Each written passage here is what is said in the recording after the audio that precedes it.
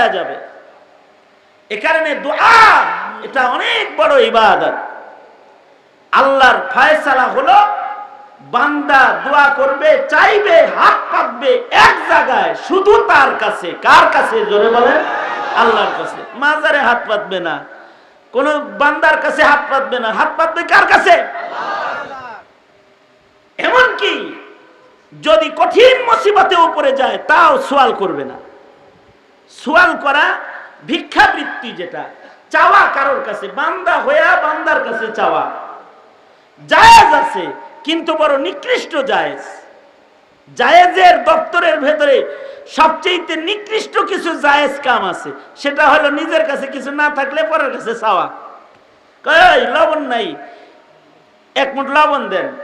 এই মরিচ নাই, 4টা মরিচ দেন। তোর দরকার হয় তরকারি আজকে মরিচ ছাড়া খাবো, তাও তো চাবো না। না চাওয়া, না চাওয়ার অভ্যাস করা। বান্দার কাছে চাবো না, চাবো কার কাছে? ধরে বলেন। না খেয়ে থাকবো, বান্দার কাছে চাবো না, চাবো কার কাছে? বলেন। আল্লাহর কাছে চাবো। জায়েজ আছে, আমার কাছে নাই, আমার দোস্তের কাছে আছে, জায়েজ আছে, আমি চাইতে পারি আমাকে 10,000 টাকা দেন, কিন্তু নিকৃষ্ট। নিকৃষ্ট এই কাজটা কি? আল্লাহর কাছে আবগাজ, নিকৃষ্ট। আল্লাহর রাসূল বলেন, قال رسول الله صلى الله عليه وسلم قال رسول الله صلى الله عليه وسلم أبغض الحلال عند الله اثنان। দুইটা হালাল আছে আল্লাহর কাছে বড় নিকৃষ্ট, অপছন্দনীয় হালাল। আসওয়ালু ওয়াত তালাক। আল্লাহর রাসূল বলেন, কারোর কাছে কিছু চাওয়া এটা জায়েজ আছে, কিন্তু আল্লাহ অপছন্দ করে, আল্লাহর কাছে বড় নিকৃষ্ট। আর বিবির অত্যাচারে বউরে তালাক দেওয়ার স্বামীর জন্য আল্লাহ তাআলা শরীয়তে ইসলামে জায়েজ রেখেছেন, কিন্তু কোন স্বামী যদি তালাক দেয় বউরে, তো আল্লাহ তাআলা এটা পছন্দ করেন না। হালাল বড় নিকৃষ্ট হালাল, আল্লাহর কাছে এটা পছন্দনীয় হালাল না। আল্লাহর রাসূল বলেন দুই জিনিস হালাল জায়েজ, কিন্তু নিকৃষ্ট জায়েজ। একটা হলো কারোর কাছে কিছু চাওয়া, কারোর কাছে কিছু চাওয়া জায়েজ আছে কিন্তু নিকৃষ্ট। আর একটা হলো তালাক দেওয়া, বউ কথা শুনে না, জামাই ইচ্ছা করলে তালাক দিতে পারে, জায়েজ আছে, কিন্তু সবার কইরা রাখলে আল্লাহ খুশি। যদি স্বামীর ধৈর্য বেশি হয় আর স্ত্রীকে যদি সে ধৈর্য সহকারে তার বদমেজাজকে লালন পালন করতে পারে, তাহলে আল্লাহ বেশি খুশি হয়। তাড়িয়ে দিলে আল্লাহ নারাজ হয়। নারাজ হওয়ার কিছু কারণও আছে।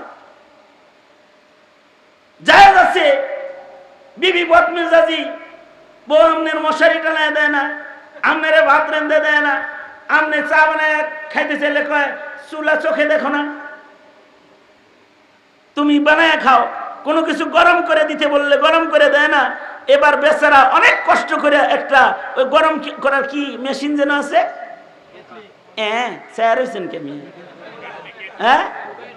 ওভেন কিনছে, খুব কষ্ট করে ওভেন কিনছে। কি লেগে কিনছে? বউর অত্যাচারে। এমন একখান বউ আছে, এটা অফিস থেকে আইসা যে 10টার সময় তরকারি গরম করে দেন, বলবো যে কইরা লও, সারাদিন বাচ্চাকে পালছি, ঘর সাফ করছি, অনেক কাম করছি, এটা তুমি করো। ঠিক বললেও ঠিক, না বললেও ঠিক আছে। এরকম অত্যাচারে তো মেশিন কিনা লইছে সে একবারে গরম করার লেগা, যেন বাটি শুদ্ধ ঢুকে দিয়ে একটু গরম খাওয়া যায়। এরকম বউর কাছে অনেক সময় নেককাররাও পড়ে। এক বুজুর্গ ছিলেন যিনি এমন এক বউয়ের পেছে পড়ছেন। তবে অনেক বড় বুজুর্গ ছিল। আমাদের কাসিম সাহেব হুজুরের যেমন অনেক ভক্ত, ওই বুজুর্গেরও অনেক ভক্ত ছিল। তো এই ভক্ত একদিন চিন্তা করলো, যাই হুজুরে ধরার লেগে হুজুরের বাড়ি চলে যাই। কিন্তু হুজুরে ধরার লেগে হুজুরের বাড়িতে তো গেছে, কিন্তু হুজুর তো বাড়িতে নাই। পিসা হুজুর, হুজুর গেছে অন্যত্র, মুরিদ হাদিয়া তোহফা অনেক কিছু নিয়ে গেছে। যা বলে, পিসা হুজুর আসেনি, আমি হুজুরের ভক্ত, মুরিদ, হুজুর আমার উস্তাদ, আমি ওনার ছাত্র, আমি ওনার কাছে আসছি। ভিতর থেকে এক গর্জন আইছে, এই করতে আইছস? টাঙ্গাইল আইছি। আর কোনো কাম পাস নাই, হের কাছে আইছস কে? হের কাছে কি আছে? এত কাছে পাই কিছু পাই না, তোরা কি পাইছস? আইছস হের কাছে? ঘরে আইছে, হে জেনে আছে হেনে জায়গা দিছে, কয়টা ধাতানি দিয়া বাইর করে দিছে। এই মিয়া বাড়ির থেকে বের হয়ে যায় আর কয়, মাথায় হাত কার কাছে মুড়ি দইলাম? হায় হায়, এ দেখি নিজের বউয়ের কাছে ভালো না। অথচ আল্লাহর রাসূল বলেছে, তোমাদের মধ্যে যারা বিবির কাছে ভালো তারা আল্লাহর কাছেও ভালো। এ কিরম পীর হে দেখি বউয়ের কাছেই ভালো না। ধরা খাইছি রে, ধরা খাইছি। এরকম দান্দা করতে করতে মুখ চোখ শুকায় গেছি, নিরাশ হয়ে বাড়ির দিকে রওনা করেছে। জঙ্গলের পাশ দিয়ে হাঁটতেছে, তো দেখে জঙ্গলের ভেতর থেকে তার পীর সাহেব ইবাদত বন্দিগি শেষ কইরা বাঘের পিঠে সওয়ার হইয়া বাঘের ঘোড়া বানায়া একটা বিষাক্ত সাপকে চাবুক বানায়া বাঘের পিঠে সওয়ার হয়ে আসতেছে। সামনে আইছে, কয় হুজুর কেরামতি সব বাঘের উপরে দেখাইছেন, ঘরে দেখাইতে পারেন নাই। বাঘ গেছিলাম হুজুর, আমারে যে হালতে দেখাইছি তাতে কি যে দশা। এখানে তো খুব কারামতি দেখাইছেন, বাঘের পিঠে সওয়ার হইছেন, সাপের চাবুক বানাইছেন। তো বুজুর্গ বলে, গারনা সবরম মি কাশিদে বারজন কায় কাশিদে শেরে নরবে গারে মন, কায় কাশিদে শেরে নরবে গারে মন। ঘরে যে জ্বালাও, জ্বালা পুরা গরম দেখাইছো, ওইটার গরমটা আমি সহ্য করি বিধায়ী মহান আল্লাহ তার গরম মাখলুক গুলারেও আদেশ করেছে, আমার বান্দা আমার একটা বান্দির গরম বরদাস্ত করে, সাবধান তোরা তোদের গরম আমার বান্দাকে দেখিস না, আমার বান্দার গরম কিন্তু তোরা বরদাস্ত করবি। কারামতিটা তো এই জায়গায়। তো এইরকম বিবি কেন পালি জানো? এরকম বিবি পালি বহু কারণ, তার ভেতরে একটা কারণ হলো আমি তার উপরে রহম করি, তার বরদাস্ত করি, তার অত্যাচার বরদাস্ত করি, এর দ্বারা আল্লাহ তাআলা আমার দারাজাত বুলন্দ করেন। আর আরেকটা কারণ হলো ঈমান হলো নিজের জন্য যেটা পছন্দ করা, ভাইয়ের জন্য এটা পছন্দ করা, এটার নাম হলো ঈমান। নিজের জন্য যেটা পছন্দ করব, ভাইয়ের জন্য এটা পছন্দ করব, এটাই ঈমান। আর নিজের জন্য যেটা অপছন্দ করব, ভাইয়ের জন্য এটা অপছন্দ করব। এই রকম বিবি আমি আমার জন্য অপছন্দ করি, তাই এই রকম বিবি আমার অন্য ভাইয়ের জন্য অপছন্দ করি। আমি তালাক দিলে কোনো না কোনো ভাইয়ের ঘরে তো যাইব, যায় তো হেরেও খাইব। এজন্য আমার ভাই নিরাপদে থাকুক, তার যাতনাটা আমি বরদাস্ত করে যাই। এই বরদাস্তের দ্বারা আল্লাহর কাছে ইমানের লিস্টে নাম লেখা যায়। আল্লাহু আকবার বলে এই চিন্তায়। আর আরেকটা বিষয় হলো, আসলে দিলের মালিক তো আল্লাহ। দিলের মালিক কে? জোরে আওয়াজ করে বলেন, দিলের মালিক কে? আল্লাহর কাছে আমি দোয়া করবার লাগছি, আল্লাহ এ তেরাটারে সোজা বানায় দাও। আল্লাহ যদি সোজা বানায় ফেলায় তাহলে তার পাল্টান টাল্টান লাগে না। আল্লাহ তাআলা যদি দোয়া কবুল করে তাহলে তেরারে সোজা বানায় লায়। হযরত আবু হুরায়রা এসে আল্লাহর রাসূলকে বলে, ওগো আল্লাহর নবী, বাইত গেলে আমার মা অনেক রাগ করে, আমারে পিটায়, যন্ত্রণা দেয়, যাতনা দেয়। ওগো আল্লাহর নবী, মায়ের অত্যাচার ঘরে আমার সহ্য হয় না। গো আল্লাহর নবী, আমি আপনার শাগরেদ আবু হুরায়রা আপনার কাছে আমার মার জন্য একটু দোয়া চাইতাছি, আপনি একটু আমার মায়ের জন্য দোয়া করে দেন। আমার মায়ের দিলটাকে যেন মহান আল্লাহ নিজের হাতে যেন পাল্টায় দেয়। আমার মাঝে আমি ঈমান আনার কারণে আপনার কাছে আসার কারণে আমার উপরে অত্যাচার করে, আমার মায় যেন এই অত্যাচারগুলা আমায় না করে আপনি একটু দোয়া করে দেন। চোখে পানি লইয়া সাগরেদ আবু হুরায়রা যখন উস্তাদের কাছে নবীজির কাছে মায়ের জন্য দিল পাল্টানোর দোয়া, দিলকে ঘুরাইবার দোয়া যখন চাইছে, মায়েরে ইমানদার বানাইবার দোয়া চাইছে, আল্লাহর রাসূল আবু হুরায়রার চোখে মুখে হতাশা দেখি আল্লাহর নবী দোয়া করতেছে, ও আল্লাহ আমার আবু হুরায়রার মাকে আপনি দিল পাল্টায় আপনার দিকে করে নেন, তাকে আপনি দৌলতে ঈমান দান করেন। হযরত আবু হুরায়রা বলেন, নবীজি একদিক দিয়ে দোয়া করলো আর আমি আর একদিক দিয়ে দৌড় দিলাম। আমি চিন্তা করলাম যে যাই দেখি আমার ঘরে আল্লাহর রাসূলের দোয়া আগে যায় নাকি আমি আবু হুরায়রা আগে যাই। হযরত আবু হুরায়রা বলেন, আমি দ্রুত দৌড়ায় নিজের ঘরে গেলাম, কিন্তু ঘরে যায় দেখি ঘরের ভেতর থেকে পানির আওয়াজ পাওয়া যায়। মা মা বলে ডাকলাম, আমার মা ঘর থেকে নরম গলায় কথা কয়, বাবা আবু হুরায়রা আসছো নাকি রে বাবা, একটু অপেক্ষা করো, আমি তোমার মা গোসল করতেছি। হযরত আবু হুরায়রা বলেন, আমি আমার বাড়ি পৌঁছার আগে নবীর দোয়া আমার বাড়ি পৌঁছায় গেছে, আমার মায়ের দিলকে আল্লাহ তাআলা ঘুরায় দিয়েছে।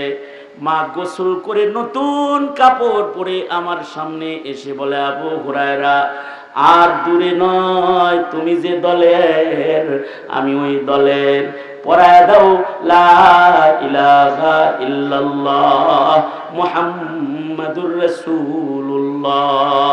আমি সাক্ষ্য দিতেছি আবু হুরায়রা, আশহাদু আল্লা ইলাহা ইল্লাল্লাহ ওয়া আশহাদু আন্না মুহাম্মাদান আবদুহু ওয়া রাসূলুহু। দোয়া বড় তাসির করে, অস্ত্র দিয়ে ওইটা হয় না, দোয়া দিয়ে যেটা হয়, ক্ষমতার বাহাদুরি দিয়ে ওইটা হয় না, দোয়া দিয়ে যেটা হয়। জেলখানায় যখন ছিলাম, শেষ রাত্রিতে উলামায়ে কেরাম যখন আল্লাহর কাছে দোয়া করত, আয় আল্লাহ এই আমরা মাজলুম, আমাদের উপরে যে জুলুম করেছে, আমরা নায়েবে নবী, আমরা দুর্বল, আমরা অস্ত্রহীন, আমরা নিরস্ত্র, আয় আল্লাহ আমাদেরকে আপনি মদদ করেন। উলামায়ে কেরামের দুআকে আল্লাহ তাআলা এমন ভাবে কবুল করেছেন যে আলেমদেরকে মসজিদের মিম্বার থেকে বাইরে যেতে হয় নাই। যারা আলেমদেরকে জেলের তালাবদ্ধ করেছে তারা দেশ ছেড়ে পালিয়ে যেতে বাধ্য হয়েছে।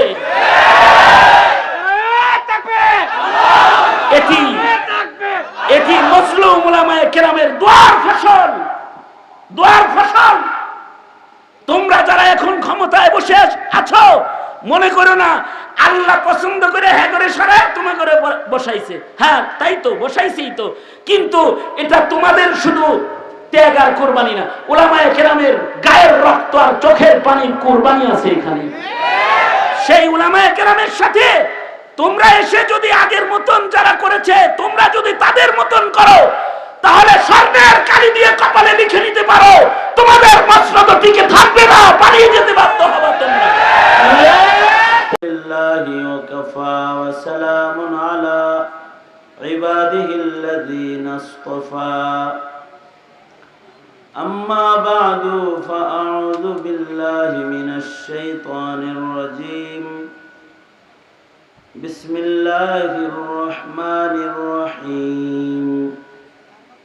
وقال ربكم ادعوني أستجب لكم وقال النبي صلى الله عليه وسلم الدعاء مخ العبادة وقال النبي صلى الله عليه وسلم الدعاء هو العبادة أو كما قال عليه الصلاة والسلام اللهم صل على محمد وعلى آل محمد كما صليت على إبراهيم وعلى آل آل إبراهيم إنك حميد مجيد اللهم بارك على محمد وعلى آل محمد كما باركت على إبراهيم وعلى آل إبراهيم إنك حميد مجيد আলহামদুলিল্লাহ। আয়োজিত মাহফিলের মোহতারাম সাদাত, মোহতারাম সভাপতি, উপস্থিত হাজরাত, বুজুর্গ উলামায়ে কেরাম, সম্মুখপানে সমবেত দিন প্রিয়, ইসলাম প্রিয়, দিনদার, ইমানদার, মুমিন মুসলমান ভাইয়েরা, পর্দার আড়াল থেকে আলোচনায় শামিল মা বোনেরা, আল্লাহর দরবারে শুকর, প্রায় মধ্যরাত্রি আল্লাহ তাআলা উলামাদের সোহবতে জান্নাতের বাগানে আমাদের বসে থাকার তৌফিক দান করেছেন। কালিমাতুশ শুকর পড়ি, শুকরিয়া আদায় করি, জবান খুলে ভক্তি ভরে সমস্বরে বলি আলহামদুলিল্লাহ। এই কিছুদিন আগেও কালিয়া কইরা আমার আসতে অনুমতি লাগতো, থানার পারমিশন। যদি আল্লাহ তাআলা পরিবর্তন না করতেন তাহলে আজকে আসাও মুশকিল ছিল। আমার না শুধু ওলামায়ে কেরামের লিস্ট থানায় আছে, চোরের লিস্ট নাই, কিন্তু আলেমের লিস্ট আছে।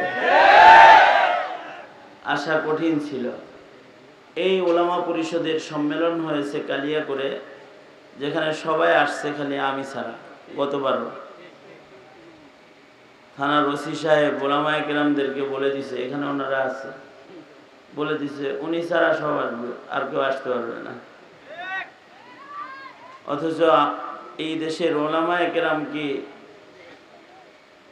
এমন কোনো অপরাধ কখনো করেছে যার কারণে কোনো থানায় যাওয়া তাদের জন্য নিষিদ্ধ হয়? বহু ওসি আছে তার চাকরি নিষিদ্ধ হয়, এমন কাজ করেছে। বহু পুলিশ পাওয়া যাবে এমন কাজ করেছে যে তার চাকরি করাই নিষেধ হবে, সে আদর্শিক খেলাফ কাজ করেছে। কিন্তু এদেশের আলেমরা তো এমন কিছু করে নাই যার কারণে তার কোনো থানায় আসা নিষেধ হবে। আল্লাহ তাআলা নিয়ামত দান করছেন, পরিবর্তন হয়েছে। এখন মধ্যরাত বাজে, প্রায় বসে আছেন, অন্যথায় আয়েশা বলতো 11টার আগে শেষ করেন, সমস্যা আমাদের। এই কথা বলতো। এই নিয়ামত গুলোর শুকরগুজার হওয়া, শুকরিয়া আদায় করেন, বলেন আলহামদুলিল্লাহ। ওয়াজ নসিহত আর দরকার নাই, যা কিছু আমার দোস্ত শেখুল হাদিস হযরতুল আল্লাম আল্লামা হযরত মাওলানা হাবিবুল্লাহ মাহমুদ কাসেমি দামাত বরকাতুহুম, ওনার লগে এমনি আমার একটু হিংসা আছে। উনি আমার চাইতে লম্বা, আমার চাইতে সুন্দর, আমার চাইতে বড় আলেম। আমি তো সৌতি আলী জৌফি খালি, ওনারা বড় আলেম, তাই ওনাদের সাথে আমার হিংসা লাগে। আল্লাহ যদি আমারও এরকম কিছু দিত তাহলে আমি ধন্য হইতাম। এই হিংসা দিনই হিংসা। হ্যাঁ, তা এই আবার সুন্দরও দেখেন না, আমার চাইতে বেশি সুন্দর না? সুন্দরও সব দিক দিয়েই না না স্বীকার করছে। তো বাহরহাল যে নসিহত করছেন, এত সুন্দর নসিহত আপনারা শুনছেন। এই নসিহতের পরে সরাসরি দোয়া করাই বেহতার, আর কোনো নসিহতের দরকার নেই। নসিহত কম করা ভালো, আল্লাহর রসুল কম করতেন, সাহাবীরা কম শুনতেন এবং বেশি আমল করতেন। এক সাহাবী এসে বলে, ওগো আল্লাহর নবী, কম করে নসিহত করেন, ওলা তুকসির আলাইয়া, বেশি করেন না।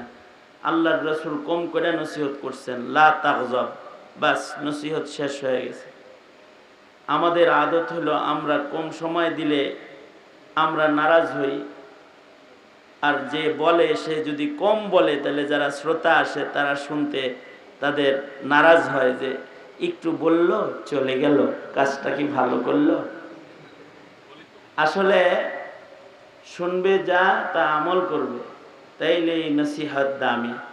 ওই ইলম যেটার উপরে আমল আছে, ওই মালুমাত ইলমি দ্বীন নয় যেটার উপরে আমল নাই।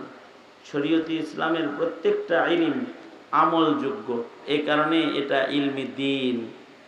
আর জাগতিক জ্ঞান সব আমলযোগ্য না, এটা মালুমাত, আর ইলম যেটা, ইলমে দ্বীন যেটা, এটা সব আমল করার মতো। আমলের বাইরে শরীয়তে ইসলামী ইলমে দ্বীনের খাজানায় কিচ্ছু নাই, সব আমল করার জন্য। এই কারণে মালুমাতকে যারা মামুলাত বানায় তারা আল্লাহ পাকের কাছে দামি হয়ে যায়। আল্লাহু আকবার বলেন। যা জানে তা মানে, তো তারা আল্লাহর কাছে দামি হয়ে যায়। যেটুক শুনছেন এটুক যদি এখন মানি তাহলে দামি হয়ে যাবে। তবে মানার জন্য, মানার যোগ্যতা আসতে দোয়া করা লাগে। এই কারণে আল্লাহর রাসূল দোয়া শিখাইছেন, আল্লাহুম্মা ওয়াফিকনি লিমা তুহিব্বু ওয়া তারদা মিনাল কওলি ওয়াল আমালি ওয়াল ফি'লি ওয়ান নিয়তি ওয়াল হাদি ইন্নাকা আলা কুল্লি শাইইন কাদির। আল্লাহর কাছে দোয়া করছেন, ওগো আল্লাহ, আপনি আমাকে আপনার পছন্দের কথা, পছন্দের কাজ, পছন্দের নিয়ত, পছন্দের সব কিছু করার জন্য আপনি আমাকে শক্তি দান করেন। কারণ আপনি সব কিছুর উপরে কাদের মুতলাক। আপনি তৌফিক দিলে অসাধ্য সাধন হয়ে যাবে। আপনি তৌফিক দিলে শেষ রাত্রে ঘুম ভেঙে যাবে। আপনি তৌফিক না দিলে শেষ রাত্রে ঘুম ভাঙবে না, সূর্য ওঠার পরে ঘুম ভাঙবে। আপনি তৌফিক দিলে কঠিন ইবাদত সহজ হয়ে যাবে। কারণ সব কিছু কার কাছে? জোরে আওয়াজ করে বলেন। এ কারণে মানব জীবনের গুরুত্বপূর্ণ ইবাদত হলো দোয়া। এই যে এখন দোয়া হবে, দোয়াটা হলো মানব জীবনের গুরুত্বপূর্ণ একটা ইবাদত। আল্লাহর রাসূল বলেন, আদ-দুআউ হুয়াল ইবাদাহ। দোয়াটাই একটা ইবাদত, দোয়া করাটাই একটা ইবাদত। দোয়া ইবাদতের ভেতরে মগজ ইবাদত, মগজের মূল্য সবচেয়ে বেশি। ইবাদতের ভেতরে দোয়ার মূল্য সবচেয়ে বেশি। কারণ দোয়ার মাধ্যমে বান্দার সম্পর্ক হয় কার সাথে? জোরে বলেন। আল্লাহর সাথে সম্পর্ক হয় দোয়ার মাধ্যমে। দোয়া যখন হয়, বান্দা আর রবের মাঝখানে আর কোনো পর্দা থাকে না। আল্লাহু আকবার বলেন। আপনি আল্লাহ আর আপনার মাঝখানে সব পর্দা সরাইতে চান, তাইলে দোয়ায় হাত তুলবেন আর সব পর্দা শেষ। এবার বান্দা আর আল্লাহ, মাঝখানে আর কেউ নাই। আল্লাহু আকবার বলেন। এই কারণে আল্লাহ পাক চান যে বান্দা দোয়া করবে আল্লাহর কাছে, বান্দা ডাকবে আল্লাহকেই ডাকবে।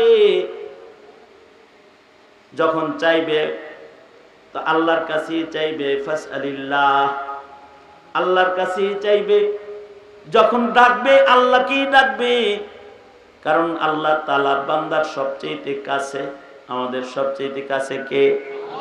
আরো জোরে বলেন কে? আমাদের সবচেয়ে বেশি কাছে কে? নাহনু আকরাবু ইলাইহি মিন হাবলিল ওয়ারিদ। আমাদের ঘরের শাহরাগ যতটা কাছে, তার চেয়েও আমাদের আল্লাহ আমাদের বেশি কাছে। চালাক যে, সে তো কাছের লোকের কাছেই যায়, নাকি দূরের লোকের কাছে যাইব? কাছের লোকের কাছ থেকে চেয়ে নেওয়াটাই শ্রেয়, সহজ, এটা দায়িত্ব। আর চালাক যে, যার কাছে আছে তার কাছে চায়, সে হলো চালাক। কিছু কিছু ভিক্ষুক আছে খুব চালাক, চেহারা দেখলে বুঝবে এর কাছে আছে না নাই। ঠিক না? চেহারা দেখে দেখে চায়। দেখবেন গাড়ি যখন যানজটে থাকে তখন ভিক্ষুক সবার কাছে চায় না, সব গাড়ির সামনে হাত পাতে না। কিছু কিছু হাতি আছে, এটাও কার কাছে চাইলে পাওয়া যাবে এটা বুঝে। একসাথে দুই গাড়ি আটকাইছে, যার কাছে পাওয়া যাবে হেরে ধরছে। আমরা হুজুর মনে করে হাতি ছাইড়া দিছে। হাতি রাস্তায় দাঁড়াইছে, তো দুইজন চিন্তা করছে এটা হুজুর মানুষ, এর কাছে কি আর বড় নোট আছে? তো হাতিও আমার ছাইড়া দিছে, যেটা প্যান্ট শার্ট পরা, টাই টুই লাগানো, ঠিকঠাক মতো 500 টাকার নোট একটা নিতে পারবো, এটা আটকায় ধরছে। যার কাছে আছে তার কাছে চাওয়া, এটাই তো চালাক মানুষের কাজ। বলুন তো, সবকিছু আছে কার কাছে? আরো জোরে আওয়াজ করে বলেন, কার কাছে? সব আছে তো আল্লাহর কাছে। বান্দার কাছে কিছু নাই। সে যদি প্রধানমন্ত্রী হয় তার কাছেও কিছু নাই। হ্যাঁ, নিজের নিরাপত্তা নিজের কাছে নাই। কি কথা বলেন না কেন? নিজের পাকানো সামনের খাবার খাওয়ার শক্তি তার কাছে নাই। হাসিনা যেদিন পালাইছে, শেখ হাসিনা ওই দিন গণভবনে যা যা রান্না করছিল শেখ হাসিনা খাইতে, সব ছাত্ররা যে খেয়া লাইছে। তার নিরাপত্তাও তার কাছে নাই, হেলিকপ্টার দিয়ে পালাইছে। যদি না পালাইতো তাহলে বঙ্গভবনের চারপাশের ওয়াল দেখলে বোঝা যায় হাসিনা যে কি করতো ছাত্ররা। ক্ষমতার বাহাদুরি না, সকল ক্ষমতা একজনার, তিনি কে? জোরে আওয়াজ করে বলেন আল্লাহ। সবকিছু আছে যার কাছে, তিনি হলেন আমার মালিক আল্লাহ।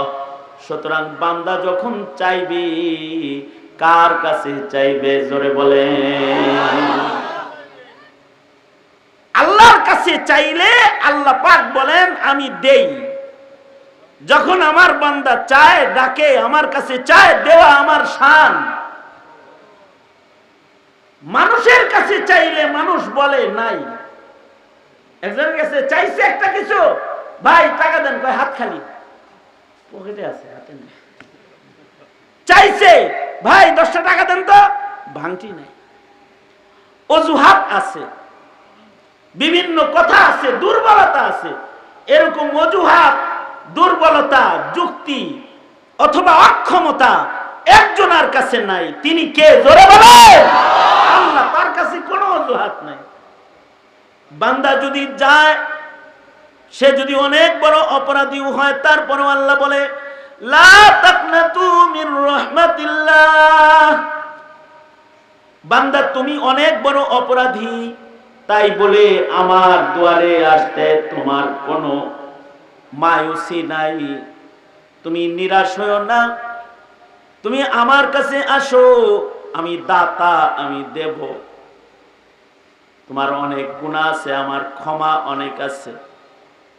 তুমি আমার কাছে চাইবা, সব তোমারে মাফ করে দিব।